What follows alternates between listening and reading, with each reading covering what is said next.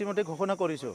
আমাৰ ওদালগুৰিত গোবিন্দ চন্দ্ৰ বসুমতাৰী ৰতেন্দ্ৰ দৈমাৰী আৰু অহাকালি মনোনয়ন পত্ৰ দাখিল কৰিব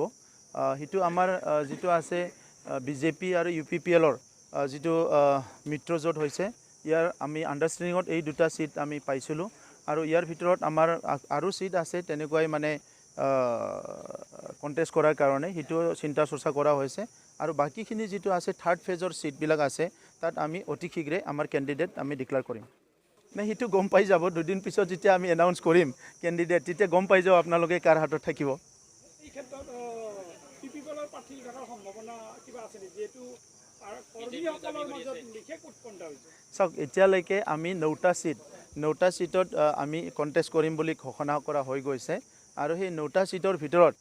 2টা সিট ইতিমধ্যে গ'ল আৰু 7টা সিট আছে এই 7টা সিটটো অহা 3 দিনৰ ভিতৰত প্ৰায় 13 তাৰিখ বা 12 তাৰিখ সেইখিনিৰ ভিতৰতে আমি আমাৰ কেণ্ডিডেটছবিলাক আমি ডিক্লেয়াৰ কৰি দিম তেতিয়া আপোনালোকে সব গম পাই যাব GSPয়ে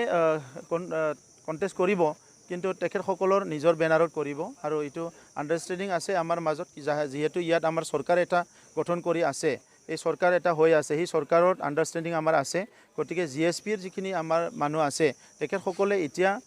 আমি সবে মিলি পেলাই এটা ইউনাইটেড ফ'ৰ্চ হৈ কাম কৰাৰ কাৰণে মানসিকতা ডেভেলপ কৰিছে কাৰণ সবে এটা সুন্দৰ BTR বিচাৰে শান্তি বিচাৰে নিৰাপত্তা আৰু উন্নয়ন বিচাৰে তো সেইকাৰণে সবে মিলি পেলাই আমি এটা দুৰ্নীতিমুক্ত যিটো নেকি 17 বছৰৰ হাগ্ৰামা মহিলাৰীৰ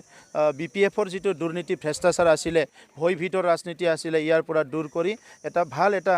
চৰকাৰ গঠন কৰাৰ কাৰণে আমি আগবাঢ়ি আছোঁ তো থাৰ্ড ফেজৰ 19 তাৰিখলৈকে টাইম আছে গতিকে সেইটো লাহে লাহে কৰিব সবে কৰিব লাহে লাহে কৰিব আমাৰ টাইম আছে যেহেতু ফাৰ্ষ্ট ফেজৰ সময় গ'ল তেখেতসকলে দি দিলে ছেকেণ্ড ফেজৰ দি দিলে এতিয়া থাৰ্ড ফেজৰটো টাইম আহিছে এই ক্ষেত্ৰত বিৰোধী পক্ষ প্ৰত্যেকটো দলে নিজৰ বিৰোধী পক্ষৰ কেণ্ডিডেটৰ যোগ্যতাৰ ওপৰত বস্তুটো দৃষ্টি নিবদ্ধ ৰাখিছে হ'ব পাৰে বেলেগ দলবিলাকৰ আমাৰ এনেকুৱা নহয় আমি নিজৰ মাজত আলোচনা কণ্টিনিউ কৰিছোঁ আৰু সময় অহাৰ লগে লগে আমাৰ সব কেণ্ডিডেট আমি ডিক্লেয়াৰ কৰি দিম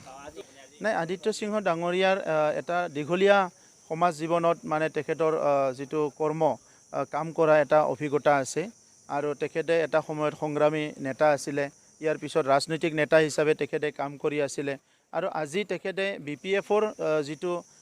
মানসিকতা তেখেতসকলৰ যিটো কাম কাজ চিন্তাধাৰা সেইটো খুব বেছি তেখেতে ভাল নাপালে আৰু সেইকাৰণে আজি আমাৰ দলত যোগদান কৰিছে আমি তেখেতক এজন অভিজ্ঞ ব্যক্তি হিচাপে আদৰণি জনাইছোঁ আৰু আমাৰ দলত তেখেতক এটা সন্মান সহকাৰে আমি এটা স্থান দি পেলাই লৈ যাবলৈ আমি চেষ্টা কৰিম গতিকে আজি আমাৰ কাৰণে শুভ দিন কি তেনেকুৱা এজন অভিজ্ঞ ব্যক্তি আমাৰ দলত যোগদান কৰিছে আৰু সেইটো তামোলপুৰত UPPL দলক অধিক শক্তিশালী কৰাত এইটো সহায় কৰিব এজন